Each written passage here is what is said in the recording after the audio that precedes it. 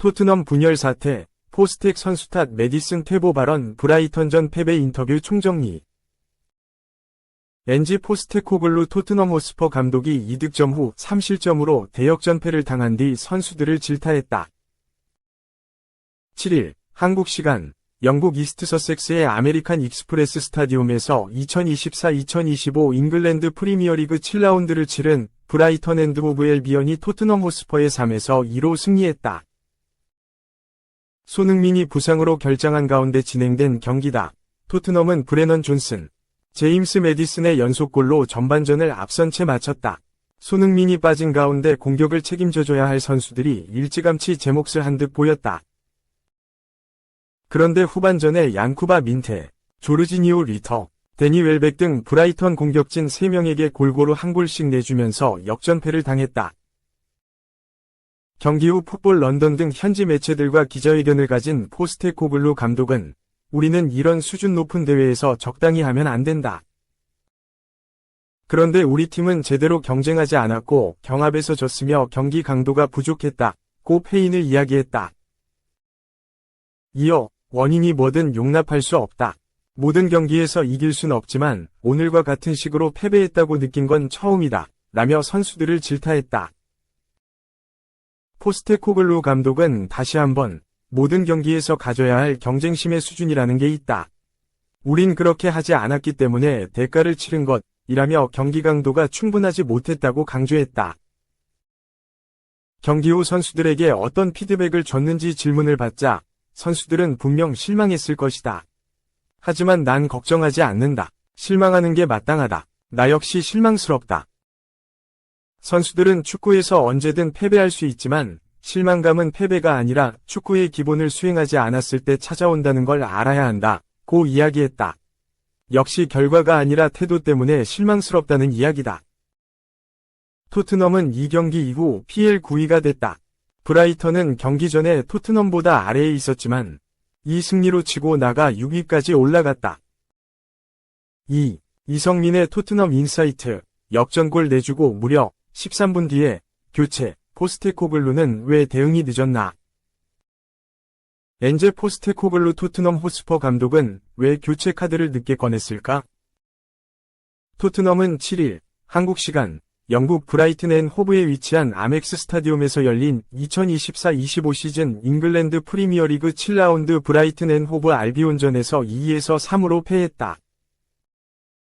이 경기 전까지 토트넘의 분위기는 좋았다.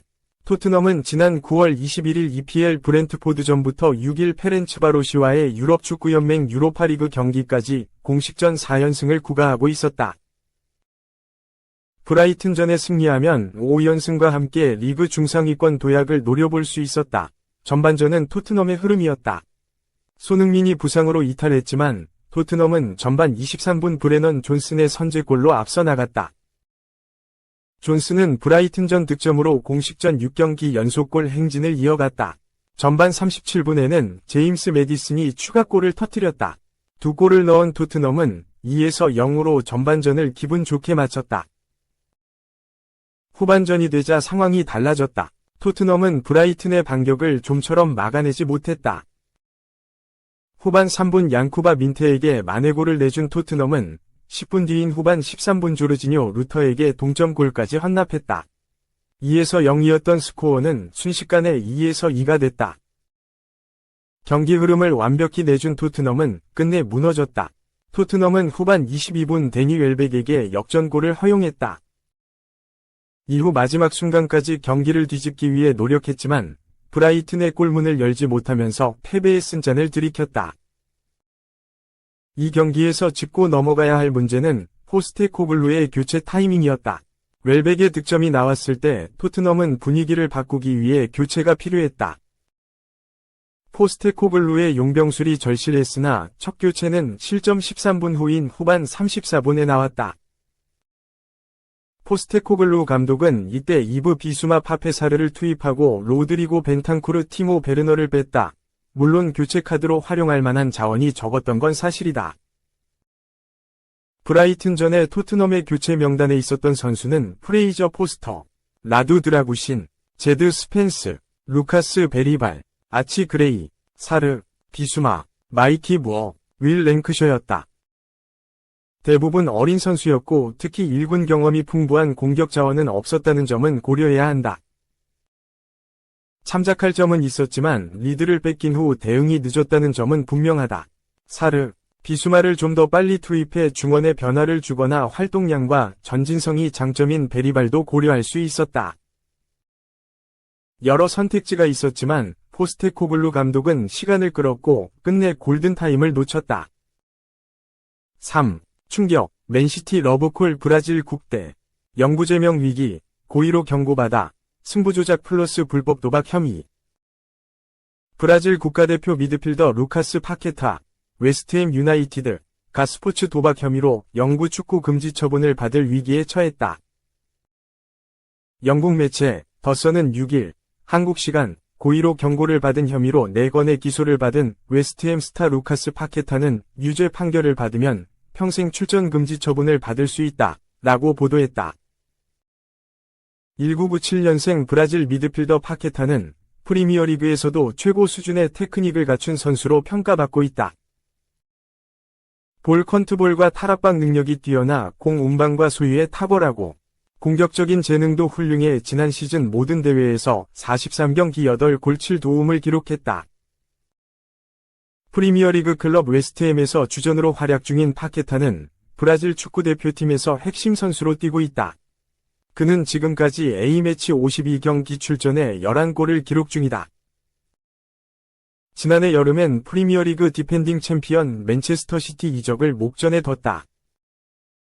당시 케빈 더 브라이너가 수술대에 올라 장기 결장이 확정되자 맨시티는 파케타 영입을 위해 8,800만 파운드, 약 1,556억 원을 제의한 것으로 알려졌다.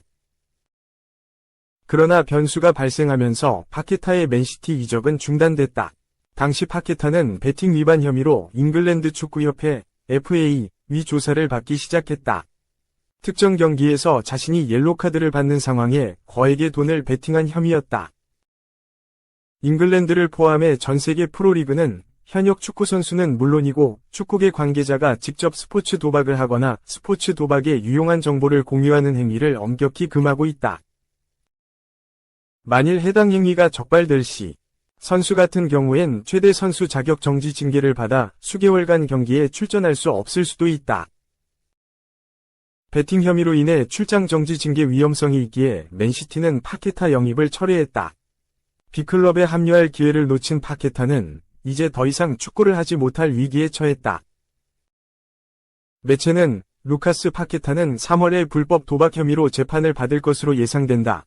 라며 그는 불법 도박에 대한 조사가 진행된 이후 5월에 FA로부터 고의로 경고를 받은 혐의로 4건의 기소를 받았다. 라고 설명했다.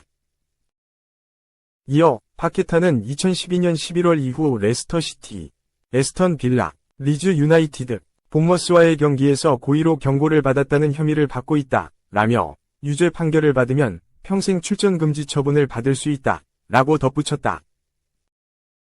또 파케타는 또한 조사에 응하지 않은 혐의로 2건의 기소를 받았다. 라고 전했다. 스포츠 베팅 중엔 경기 중 경고를 받을 것 같은 선수에게 돈을 걸 수 있는 종목도 있다. FA는 파케타가 도박에 가담해 경고를 받지 않아도 되는 상황에서 고의로 옐로카드를 받게끔 플레이했다고 의심했다. 지난 시즌까지 프리미어리그 브렌트퍼드에서 뛰었던 잉글랜드 공격수 아이반 토니, 아라을리, 도 스포츠 도박을 무려 232회나 해 8개월 자격정지 중징계를 내렸다. 토니의 경우 자신이 출전한 경기엔 승리 쪽에 돈을 걸고 출전하지 않은 경기는 패배에 걸면서 승부조작 혐의를 벗었다. 또 도박 중독인 것으로 알려져 치료를 받는 것을 대가로 징계 기간이 11개월에서 8개월로 경감됐다. 파케타는 토니와 달리 고의로 카드를 받는 행위가 의심돼 징계 위기에 처했는데 의도가 불순하고 조사에도 성실히 응하지 않으면서 앞으로 축구 활동이 영구 금지될 가능성이 생겼다.